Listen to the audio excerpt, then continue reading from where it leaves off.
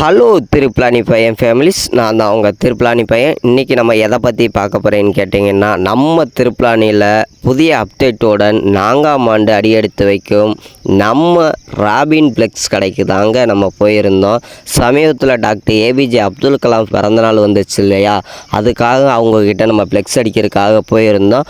அவங்கக்கிட்ட அடிக்க போன ஃப்ளெக்ஸு வந்து சைஸு வந்து 6x3 எடிட் பண்ண ஆரம்பிச்சிட்டாங்க. ஆரம்பித்து 6 to 8 நிமிஷத்துலேயே நம்மளுக்கு எடிட் பண்ணி கொடுத்துட்டாங்க. ஆனால் ஃப்ளெக்ஸ் அடித்தாச்சு.